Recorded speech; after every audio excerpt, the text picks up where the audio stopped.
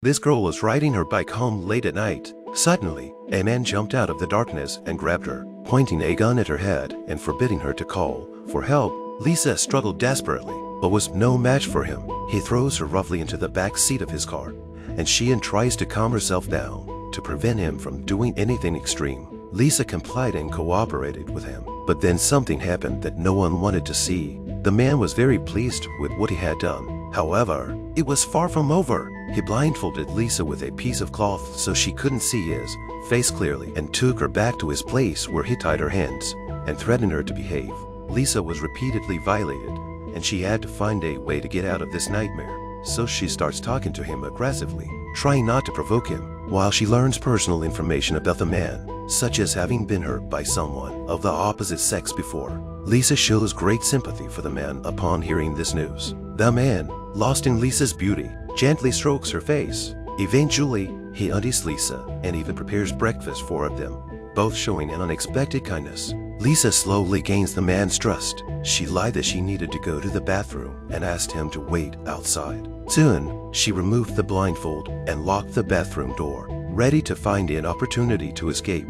However, looking around, there was not a single window in the completely enclosed space. Lisa told herself not to give up and deliberately left her fingerprints on the mirror as evidence later. The man outside began to prod her and tried to open the door, but found that it had been locked from the inside. He quickly unlocks it with a key. Lisa pretends nothing happened and sits calmly on the toilet while he lashes out at her. He grabbed her by the neck, but Lisa didn't defend herself. Instead, she calmed him with words of concern and then went to the kitchen to pour water for him. Seeing Lisa so pitiful, he gradually calmed down. That night, while he was sleeping soundly, Lisa used her weak eyesight to find a nearby phone with the intention of calling for help, but unfortunately he found out. She immediately explained that she just wanted her family to know she was safe because she was worried about a sick grandmother who was completely dependent on Lisa's care. She hoped to be able to come back here after her grandmother recovered so they could live happily ever after together. Lisa pulls him into her arms at this point. She calms him down. He begins to waver in his determination to continue to hold her captive. On the other hand, Grandma goes to the police station to report Lisa missing. However, she is not really concerned about her granddaughter, but is afraid of losing her source of income. The police immediately launched an investigation, but the man was so cunning that he left no clues. The case came to a standstill. The television news began to report Lisa's disappearance, which disturbed the man. He tracked the woman to his bed like a madman, tying her hands with rope and not responding to her desperate pleas. The man was determined to take her to the suburbs and kill her. Lisa didn't know what to do. She struggled to stay calm. Halfway through the journey, they ran out of gas at a gas station. The man had no choice but to stop there. Lisa tried to escape when he wasn't looking, but the car door was locked from the inside. She bit her finger and smeared blood on the seat in front of them as evidence. The man pulled into a wooded area, pointed a gun at Lisa's forehead, and dragged her out of the car. Seeing her so weak and helpless reminded him of how gentle she had been these past few days. He finally softened, put the gun down, untied Lisa, told her not to move for 5 minutes, and then removed the blindfold so that when they got home, if anyone asked who did it, they would say a short, strong man did it, so that no information would be revealed that would lead to him or raise suspicion about himself. Lisa quickly nodded her head in agreement. She couldn't wait as the man left in his car. She took off her blindfold, feeling free again after being controlled by someone else for so long. She stood up and ran straight and fast in the opposite direction as the man watched the woman's fleeing back through the rear-view mirror. The man immediately turned his car around and went back to find Lisa. Lisa ran down the road as fast as she could, but there was no one around in this remote area. As a patrol car passed by, she saw that she was about to be caught. The man was afraid to approach, so he had to turn around and leave. He regretted letting Lisa off the hook and left her in anger. Lisa escaped back home and told her grandmother she had been kidnapped, but all she got was a scolding. Her grandmother blamed him for always causing trouble and thought it best to avoid unnecessary trouble. So she called the police and reported that Lisa had returned home safely. Canceling her previous report, the police followed procedure and took her back to the police station for questioning. She gave a truthful account of everything that had been kidnapped. Upon examination, they found no injuries or marks on Lisa's body. Lisa explained that the man wanted to kill her, so she didn't resist or call for help because it would only provoke him. When they learned that the killer had also made food for Lisa, the police scoffed and didn't believe Lisa's words. They thought she had made up the story just to get attention.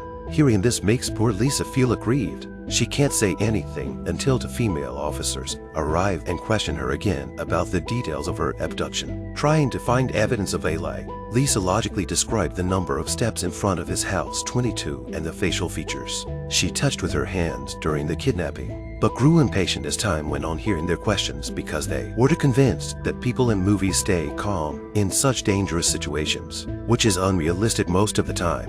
Lisa tried hard to convince them of what had happened, but the women stopped listening and instead concluded that she had gone out at night to fool around without telling anyone and then lied about it for fear of criticism from her family, leaving poor Lisa devastated. The female officers was at a loss and had to ask the male officers for help. Instead of pressuring Lisa, the male officer showed her a picture of his own daughter and promised to do everything he could to protect her. Lisa looked up and saw the sincere look in the male officer's eyes and knew he was different from the others. She told him about all the clues she had recorded. The girl had been kidnapped just after her night shift, and the man had held her captive in an apartment for a long time, assaulting her. Although her eyes were covered, Lisa vaguely saw a red chair, green carpet, 22 steps, and even knew the perpetrator was left-handed. She was struggling to recall every detail and gave strong evidence to the male officers.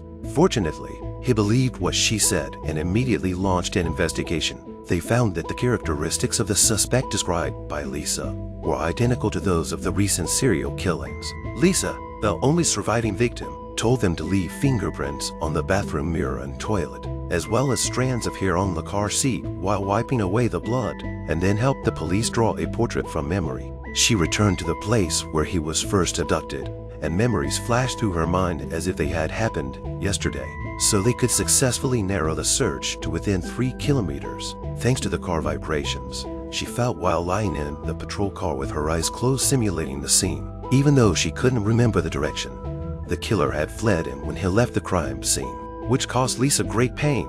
Eventually, patrol officers found the suspect's vehicle but could not make an arrest without sufficient evidence, so they pretended to use the excuse to take his picture instead of clearing the patrol car until more evidence was gathered later. The man had no reason to refuse and had to cooperate with the police. The police brought the photo to Lisa, who immediately confirmed the man's identity. With Lisa's testimony, the police immediately launched an arrest operation and finally caught the serial killer. When the officers arrived at the man's house, it matched exactly what Lisa had described. They found fingerprints belonging to Lisa on a green carpeted 22nd floor stair mirror. The man confessed to his crime but did not repent. Instead, he blamed his soft heart for letting Lisa go. In the end, he was sentenced to death in court.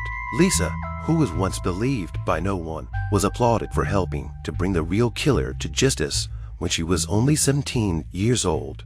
The movie is based on a true story in which Lisa kept a clear head in order to survive and eventually brought justice through legal means against the perpetrators of multiple murders. As an adult, she became a sheriff, dedicated to fighting crime and keeping her community safe.